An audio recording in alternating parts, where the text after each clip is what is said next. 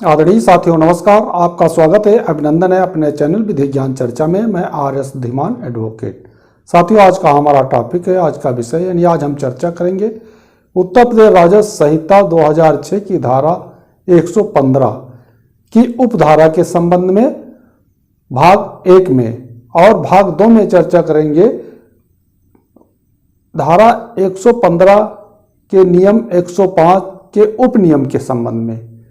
तो साथियों, जो हमारे चैनल पे हमारे व्यूअर्स नए हैं, अभी तक हमारे चैनल को सब्सक्राइब नहीं किया है, कृपया चैनल को सब्सक्राइब कर ले, वीडियो को शेयर करें और लाइक भी करें। तो साथियों, देखते हैं उत्तर प्रदेश राजस्व संहिता 2006 भूमि विधि के अंतर्गत धारा 115 राजगामी संपत्ति, जिसे हम इंग्लिश में ईस्ट चीट कहते हैं। तो राजगामी संपत्ति को हमको समझने के लिए हमें सबसे ज़्यादा जरूरी है कि हम इन 3 पॉइंटों पे विशेष ध्यान दें कि राजगामी संपत्ति किसे कहते हैं। जब कोई भूमिधर या आसामी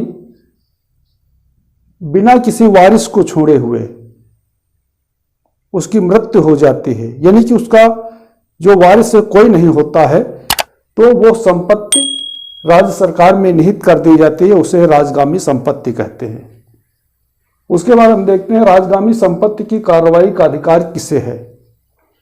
जो राजगामी संपत्ति होती है उस पर कार्रवाई करने का अधिकार SDM यानी उप जिला अधिकारी को होता है। अब देखेंगे हम नेक्स्ट तीसरा पॉइंट, राजगामी संपत्ति की कार्रवाई क्या है। जब कोई व्यक्ति यानी कि भूमिधर या आसामी बिना कोई वारिस छोड़े उसकी मृत्यु हो जाती है, तो उसकी संपत्ति को राज्य सरकार में निहित करने की कार्रवाई की जाती है। तो अब हम देखते हैं 115 की उपधारा 1 के संबंध में।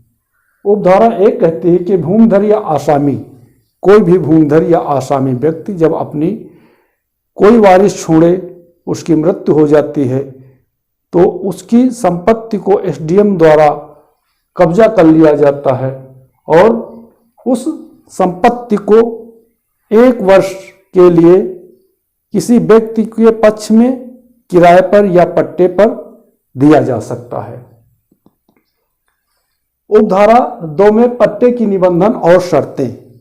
जिस व्यक्ति को राजगामी संपत्ति पट्टे पर दी जाती है, किराए पर दी जाती है, उसको निबंधन यानी जो संहिता की विहित रीति के अंतर्गत जो नियम कानून है, जो शर्तें हैं, उनका पालन करना होता है। उपधारा 3 में बताया गया है कि यदि कोई संपत्ति राजगामी संपत्ति यानी कि SDM द्वारा कब्जा कर लिया जाता है और उसमें 3 वर्ष के भीतर कोई दावेदार आवेदन करता है, तो उसका आवेदन या तो स्वीकार होता है या तो अस्वीकार होता है। यदि आवेदन अस्वीकार होता है तो अब हम देखते हैं उपधारा 4 में यदि दावा यानी आवेदन उसका अस्वीकार कर दिया जाता है, यानी कि जब उसका आवेदन अस्वीकार कर दिया जाता है, तो वो क्षुब्ध व्यक्ति जो उस आदेश से संतुष्ट नहीं है, वो व्यक्ति 1 वर्ष के भीतर यानी 1 वर्ष के अंदर उस संपत्ति के लिए धारा 144 यानी कि धारा 144 यानी घोषणात्मक वाद, टाइटल सूट का वाद ला सकता है।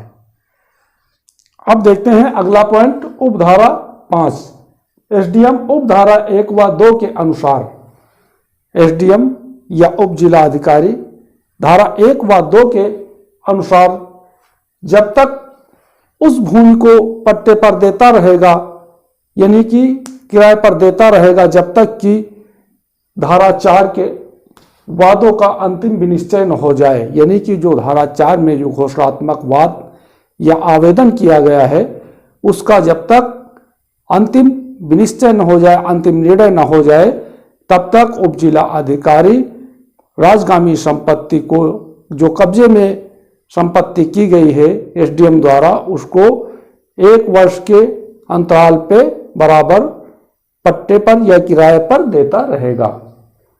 अब देखते हैं उपधारा 6 एसडीएम द्वारा कब्जा। जब एसडीएम द्वारा उक्त भूमि पर कब्जा कर लिया जाता है और उपधारा 3 के अधीन दावा अस्वीकार कर दिया जाता है और उपधारा 4 के अधीन वाद प्रस्तुत कर अंतिम निर्णय ग्राम पंचायत या अन्य प्राधिकरण में निहित मानी जाएगी। कहने का तात्पर्य यह है कि एसडीएम उप जिलाधिकारी द्वारा उस भूमि पर कब्जा कर लिया जाता है और उपधारा 3 के यानी कि 3 वर्ष के अंदर यदि कोई वाद नहीं लाया जाता है और यदि वाद लाया जाता है, आवेदन किया जाता है किसी दावेदार द्वारा, तो उसको अस्वीकार कर दिया जाता है और धारा 4 के अधीन वाद प्रस्तुत कर अंतिम निर्णय यानी धारा 4 के अनुसार यानी कि घोषणात्मक वाद में जब अंतिम निर्णय हो जाता है और सरकार के पक्ष में निर्णय होता है तो ग्राम पंचायत या अन्य प्राधिकरण को भूमि सौंपी हुई मानी जाती है। अब देखते हैं उपधारा 7। उपधारा 7 में बताया गया है कि उपधारा 3 व 4 के अंतर्गत यानी कि दावेदार द्वारा जो आवेदन किया गया है या धारा 4 के अंतर्गत उपधारा 4 के अंतर्गत 144 का वाद लाया गया है। यदि दावेदार को उसमें सफलता मिलती है तो उसे अध्यासन दिया जाएगा यानी कि कब्जा दिया जाएगा।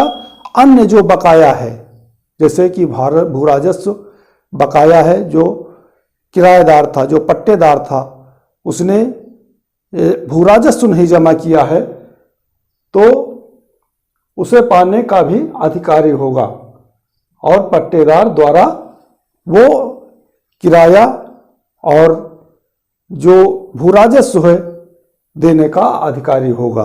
तो साथियों, हमें पूरा विश्वास है कि आप समझ गए होंगे कि उत्तर प्रदेश राजस्व संहिता 2006 की धारा 115 की उपधाराओं के संबंध में। तो साथियों, जो हमारे चैनल पे हमारे व्यूअर्स नए हैं, अभी तक हमारे चैनल को सब्सक्राइब नहीं किया है, कृपया चैनल को सब्सक्राइब कर ले, वीडियो को शेयर करें और लाइक भी करें। तो साथियों, अगले वीडियो तक के लिए नमस्कार।